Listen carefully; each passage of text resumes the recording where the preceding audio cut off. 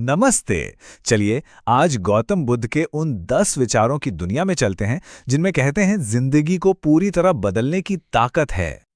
हाँ, ये वही विचार हैं जो हमारी जिंदगी को एक बिल्कुल नई दिशा दे सकते हैं। तो चलिए, बिना देर किए थोड़ा और गहराई से समझते हैं इनको। तो सबसे पहले बात करते हैं पहले हिस्से की, मन की दुनिया। और ये जरूरी क्यों है? क्योंकि असल में हर बदलाव की शुरुआत हमारे अंदर से ही तो होती है। बुद्ध का एक बहुत ही बुनियादी विचार है, मन ही सब कुछ है। अब इसका मतलब क्या हुआ? इसका सीधा सा मतलब है कि जो हमारी बाहर की दुनिया है ना, वो असल में हमारे अंदर के विचारों का ही एक आईना है। और इसी से जुड़ा एक और विचार है कि जो हम सोचते हैं, हम वही बन जाते हैं।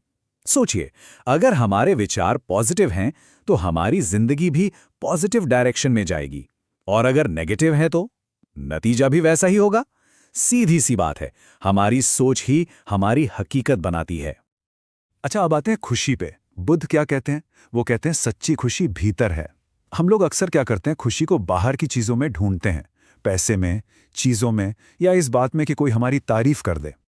लेकिन सच तो यह है कि खुशी किसी भी चीज पर निर्भर नहीं करती, वो हमारे अंदर ही है। ये एक ऐसी अवस्था है जिसे कहीं बाहर से लाना नहीं है, बस अपने अंदर ही ढूंढना है।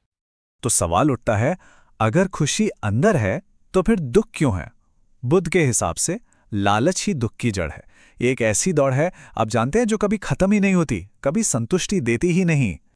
ऐसा इसलिए क्योंकि बहुत ज्यादा चाहत कभी पूरी हो ही नहीं सकती। सोचकर देखिए, एक इच्छा पूरी होती नहीं कि दूसरी सर उठा लेती है, और बस यही जो चक्र है ना, यही दुख की वजह बन जाता है। असली शांति तो संतुष्टि में ही है। तो फिर इस लालच और दुख के अंधेरे से बाहर कैसे निकलें? जवाब बहुत सीधा है, ज्ञान सबसे बड़ी रोशनी है। मतलब ये कि अंधेरे से बाहर निकलने का सिर्फ एक ही रास्ता है, और वो है ज्ञान। जब हम चीजों को वैसी ही समझते हैं जैसी वो हैं, बिना किसी भ्रम के, तब सही फैसले लेना और दुख से बाहर निकलना दोनों मुमकिन हो जाता है। चलिए, अब आते हैं हमारे दूसरे हिस्से पर, बाहरी दुनिया के साथ हमारा रिश्ता कैसा हो। देखिए, अपने मन को संभालना तो एक बात है, पर यह जानना भी तो उतना ही जरूरी है कि हमें दूसरों के साथ व्यवहार कैसे करना है। यहां पे ना दो बहुत शक्तिशाली ताकतों की बात हो रही है। एक तरफ है विनाशकारी शक्ति, क्रोध, आग है। गुस्सा करने से सबसे ज्यादा नुकसान पता है किसे होता है? खुद गुस्सा करने वाले को। ये इंसान को अंदर ही अंदर जला देता है। और दूसरी तरफ एक रचनात्मक शक्ति, क्षमा, सबसे बड़ा बल है। जो माफ कर देता है, असल में सबसे ताकतवर वही है। क्यों?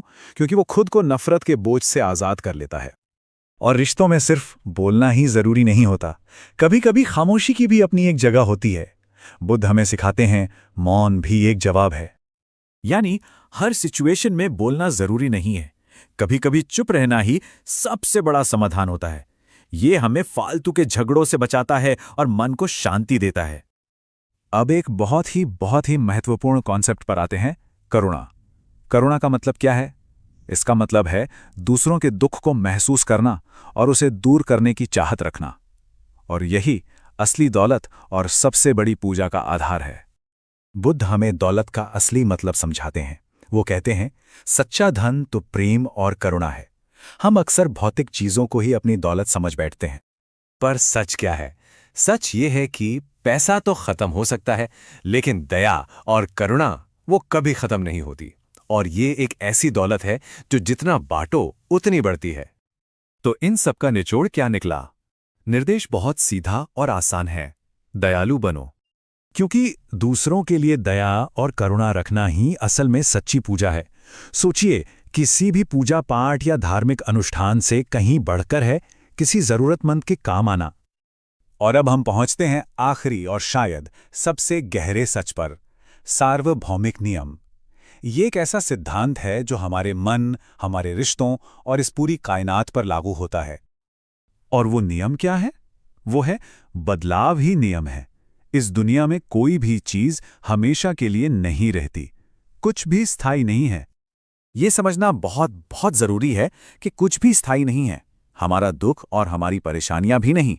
जब हम इस सच को स्वीकार कर लेते हैं ना, तो अच्छे वक्त में अहंकार नहीं आता और बुरे वक्त में निराशा हम पर हावी नहीं हो पाती। बस ये एहसास बना रहता है कि ये वक्त भी गुजर जाएगा। तो अगर हम इन सारी बातों को समेटें तो ये शिक्षाएं हमें एक रास्ता दिखाती हैं। ये बताती हैं कि कैसे अपने मन को काबू में रखकर, करुणा और माफी को अपनाकर और इस बात को स्वीकार करके कि दुनिया में सब कुछ बदलता है, हम एक शांत और सार्थक जिंदगी जी सकते हैं। तो ये थे बुद्ध के वो 10 विचार। अब एक सवाल अपने आप से पूछने का है, इन 10 विचारों में से ऐसा कौन सा एक विचार है जिसे हम आज अभी से अपनी जिंदगी में शामिल कर सकते हैं? क्योंकि याद रखिए, एक छोटा सा बदलाव भी एक बहुत बड़े सफर की शुरुआत हो सकता है।